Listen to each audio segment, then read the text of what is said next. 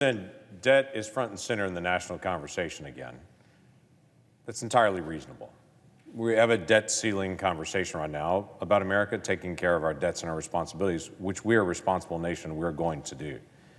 But we should also have a grown-up conversation about our spending, to say, are we spending on our priorities?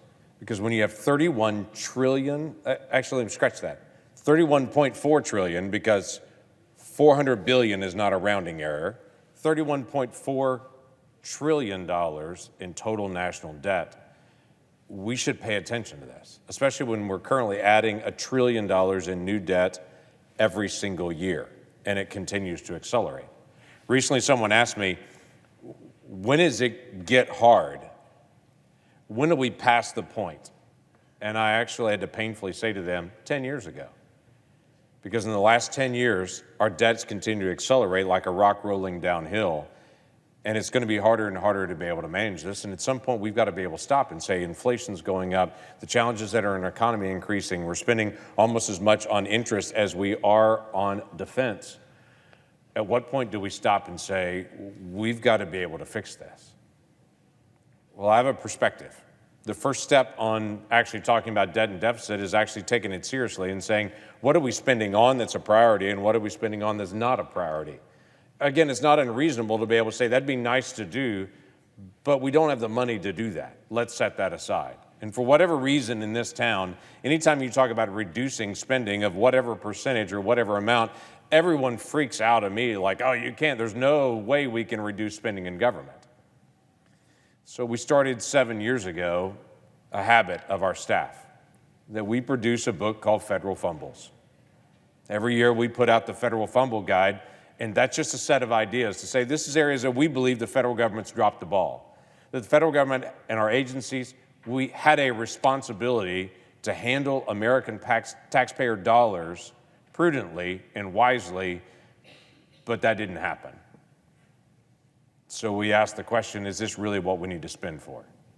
In a nation that's keeping up with our infrastructure, of our national defense, of education, of so many different expenses, and things that are truly governmental, we asked a simple question, with $31.4 trillion in total debt, is that what we need to spend our dollars on?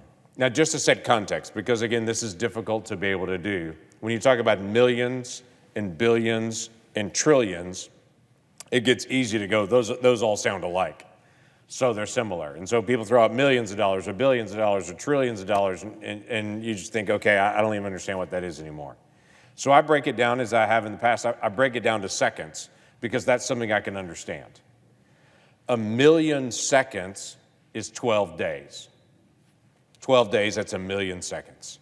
1 billion seconds is 32 years. Okay? So there's a big difference between 1 million and 1 billion. 12 days and 32 years. 1 trillion seconds is almost 32,000 years. So let me knock that past us again. 1 million seconds is 12 days. 1 billion seconds, 32 years. 1 trillion seconds, almost 32,000 years. And to put this into the context of $31.4 trillion in total debt, that is 995,000 years. Almost 1 million years of seconds to get to $31.4 trillion. The numbers here are large and they're overwhelming. So again, why don't we talk about ways that we can actually save money? And my reasonable conversation with Federal Fumbles every year is just to say, let's talk about it. Is this really how we want to be able to spend Americans' taxpayer dollars? We've set up a top 10 list that we listed out of some of the things that we just say, okay, of the 50 different examples, and we don't try to go into every single spending area, but we lay out in the guide for Federal Fumbles 50 different examples and just try to ask the question, is this the best way to be able to spend America's dollars? And again, we've all got different perspectives and different ideas on it. I'm just asking a question. For instance, last year, the State Department did a grant to Ecuador to host 12 drag shows in Ecuador with American tax dollars. Now, may have different opinions in this room on drag shows. I'm just asking the simple question, is the best use of American tax dollars to actually fund drag shows in Ecuador with U.S. tax dollars? I don't believe that it is. Last year, we actually did a different funding through the State Department that was actually done. Actually, this was the National Science Foundation. Excuse me, strike that. It seems like a State Department thing. National Science Foundation last year did a study of butterflies in Europe. So we funded with American taxpayer dollars a butterfly study in Germany where we paid a Swedish scientist to study butterflies in Germany. I'm not real sure why American tax dollars, that was the best use of that, but that was one of the grants that was done last year.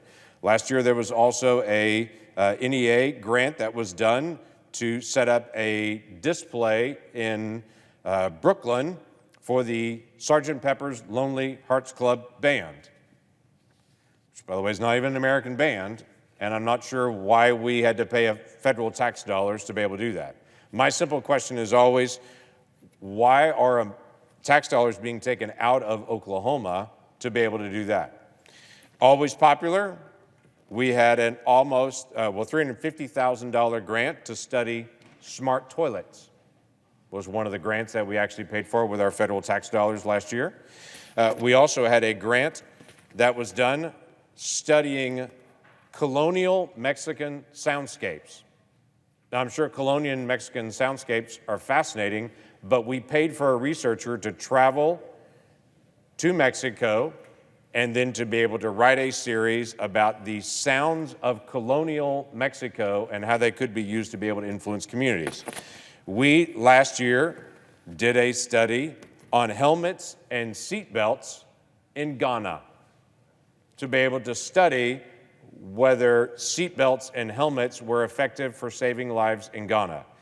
Can I just go ahead and answer that question for free? Seatbelts and helmets are a good idea. They save lives. Free. I can go ahead and give you that advice. How do I know that? Because we've already spent millions of dollars in other studies here in the United States, but instead we spent money in Ghana studying helmets to see if they're actually a good idea there. And amazingly, they discovered, yes, they are. There was also a grant that was done last year. I've got to just walk this one through. This was at the Springfield Museum of Art in Missouri. There was a grant to be on a display, an installation in the exhibit in the museum called Yoko Ono Mend Piece. Now let me just read this to you.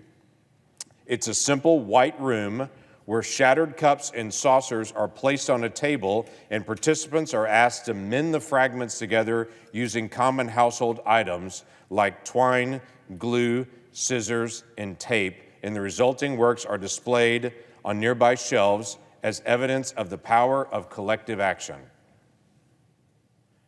Again, I'm not opposed to fixing broken saucers in a public place and displaying them. All I'm asking is, why did Oklahomans work overtime last year to pay their tax bill to fund doing the Yoko Ono White Room where people fixed broken saucers? I don't have a good answer for that yet, by the way. I'm still trying to be able to get that. If you like wine country, great, you help pay for it. One of the highest income areas in the world is Napa Valley, California. One of the highest income areas in the entire world. The good folks of Oklahoma helped pay for a wine pedestrian trail through Napa Valley because apparently Napa Valley didn't have enough cash to be able to pay for the 8-mile walking trail through wine country, some of the most expensive real estate in the entire world. So the taxpayers in Oklahoma had to pay for that wine country tour trail. If you like traveling to Hawaii, enjoy the trip. When you get there, if you go to a farmer's market, you'll find out that you help pay for that farmer's market because the farmer's market in Hawaii received $3.4 million to be able to fund the farmer's market. If you go to New York City and pay a very high dollar ticket to get into a private location in the Metropolitan Opera to be able to watch the opera, you will feel safer, I'm sure, when you go to the Metropolitan Opera because almost $750,000 was given to the Metropolitan Opera in New York to help them install a new fire suppression system with federal tax dollars. If you like traveling to Paris and you go to a butcher shop in Paris, you may be fascinated to know, since the 13th century, apparently butchers in Paris have come up with their own private language. It's like a super secret private language among butchers in Paris. Fascinating for the French to study, but unfortunately, the American taxpayers paid for a study of French butchers' private language for fear that it is diminishing and fading away. So the American tax dollars paid for this study in France to study the secret language of butchers in Paris. Can't tell you why. You may know the story of let me see if I can pull this out, the parable of the sower. It's a very famous biblical story, the parable of the sower. Well, this particular version of the parable of the sower was actually a little bit different. What your tax dollars paid for is actually an event that was done to teach climate futurism and to be able to use the parable of the sower from the Bible, but to reteach a new religion called earth seed, using the biblical story of the parable of the sower and talking about humanity's destiny to be able to leave Earth for other planets. It wasn't the writing of the book.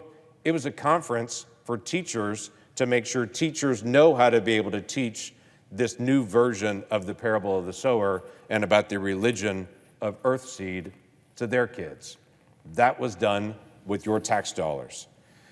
Not leaving Ghana alone, there was also a study done in Ghana last year. Not only did we do one on seatbelt studies and helmet studies in Ghana, we also did an interview project that was almost $200,000 in Ghana to interview taxi cab drivers and truck drivers to ask them about how difficult driving has become with climate change.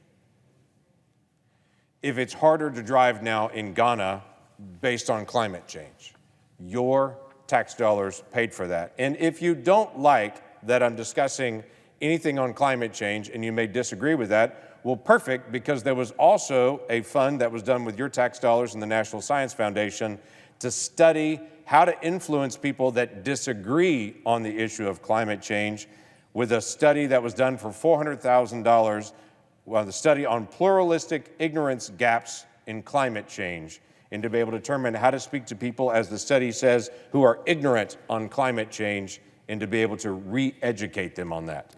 So if you disagree on this issue, we're also studying how to be able to re-educate you on this issue. Last year, we also spent $991 million on soft-sided facilities, those are called tents, along our border in Mexico. Now, best estimates on this, there's about 2 million people illegally crossed the border last year.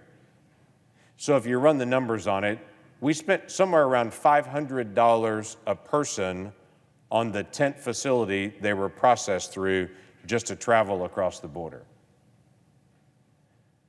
Listen, we've got differences of opinion on lots of issues.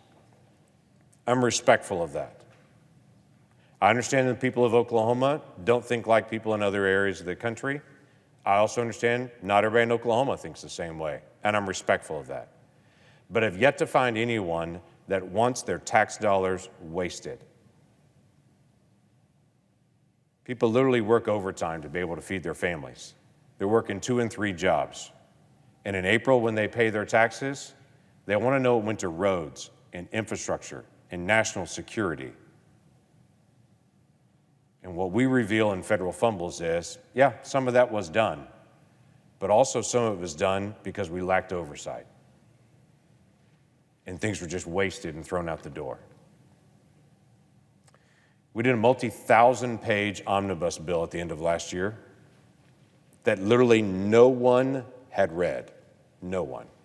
There were no committee hearings in the Senate on appropriations at all last year. And trillions of dollars were spent, and no one knows what they were spent for. We try to bring, here's some of the ways that American taxpayer dollars were spent. And I'm not just complaining about it. We bring this up to say, what are we going to do about it?